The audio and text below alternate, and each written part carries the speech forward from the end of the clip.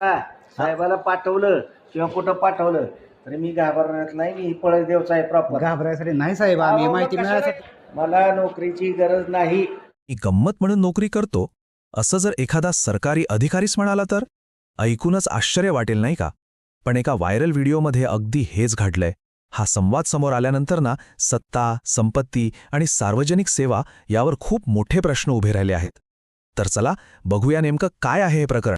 या सगळ्या प्रकरणाची सुरुवात होते एका अशा वाक्याने जे ऐकून कुणालाही धक्का बसेल. आणि खरं तर हे एकच वाक्य या संपूर्ण वादाच्या केंद्रस्थानी आहे. जरा विचार करा, एक भूमी अभिलेख अधिकारी ज्याचं मूळ कामच लोकांची सेवा करणं आहे तोच असं म्हणतोय. या एका वाक्यामुळे ना त्यांच्या कामाकडे बघण्याचा दृष्टिकोन आणि त्यांचा हेतू यावरच मोठे प्रश्न निर्माण होतात. म्हणजे सार्वजनिक सेवेतली व्यक्ती इतक्या सहजपणे असं कसं काय बोलू शकते? यामागे नेमकं कारण तरी काय असेल?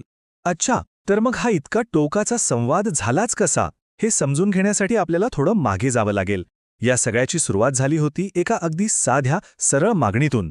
बघा, एका नागरिकाला फक्त त्याच्या जमिनीच्या नोंदीची काही कागदपत्र हवी होती आणि ती मिळवणं हा तर त्याचा हक्कच आहे. म्हणजे ही एक अगदी सामान्य रोजच्यासारखी सरकारी प्रक्रिया होती. खरं तर ही प्रक्रिया किती सोपी असायला पाहिजे, बरोबर?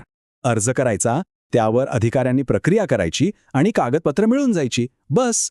पण इथेच अपेक्षा आणि प्रत्यक्षात काय घडतं यातलं अंतर स्पष्ट दिसतंय.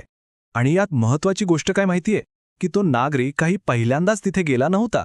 त्याने आधीच 3 वेळा वेगवेगळे अर्ज केले होते, पण त्याला काहीही माहिती मिळाली नव्हती. आता विचार करा, 3 वेळा हेलपाटे मारून एक काम होत नसेल तर कुणालाही राग येईलच. त्याचा संताप साहजिकच होता. तर जेव्हा या नागरिकाने आपल्या हक्काच्या माहितीसाठी थोडा आग्रह धरला तेव्हा त्या अधिकाऱ्याच्या प्रतिक्रियेने सगळं प्रकरणच एका वेगळ्या दिशेला नेलं. त्याने आपल्या कामाबद्दल बोलण्याऐवजी स्वतःच्या ताकदीबद्दल आणि श्रीमंतीबद्दल मोठमोठे दावे करायला सुरुवात केली. तो अधिकारी स्वतःला एका मोठ्या खानदानी घराण्यातला माणूस म्हणून सांगू लागला. म्हणजे जणू काही तो हेच सुचवत होता की मी काय या पगारासाठी या नोकरीसाठी काम करत नाहीये. मी या सगळ्याच्या खूप वर आहे. लोकांना नियमात बांधणारी सरकारी व्यवस्था जणू काही त्याला लागूच होत नाही. आणि हे दावे काही असे तसे नव्हते.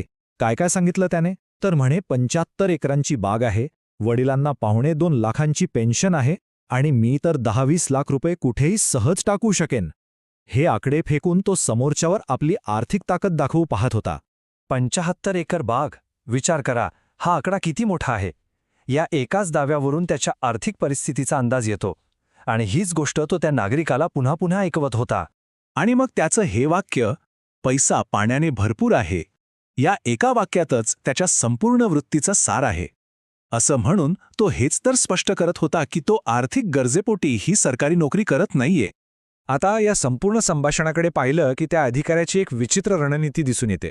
तो कधी एकदम मदतीचा हात पुढे करतोय तर लगेच दुसऱ्या क्षणी एक प्रकारची धमकी देतोय. या 2 वेगवेगळ्या भूमिकांमागे नेमकं काय दडलंय? त्याची काम करण्याची पद्धत इथे अगदी स्पष्ट होते. बघा, एका बाजूला तो म्हणतो की प्रेमाने वागलात तर अंगावरचे कपडेही काढून देईन, पण दुसऱ्याच बाजूला जर वरिष्ठांकडे तक्रार केली तर तो त्याला एक आव्हान समजतो. म्हणजे जणू काही तो एक इशाराच देत होता की माझ्या अटींवरच काम होणार. बरं, आपल्या या वागण्याला योग्य ठरवण्यासाठी त्या अधिकाऱ्याने स्वतःलाच विक्टिम म्हणून दाखवण्याचा प्रयत्न केला. त्याचा दावा काय होता? तर म्हणे, मी लोकांची चांगली कामं करतो आणि म्हणूनच ऑफिसमधले सगळेजण मला पदावरून काढायच्या मागे लागले आहेत. पण या सगळ्या घटनेच्या शेवटी काय झालं? तर मूळ मुद्दा तसाच राहिला.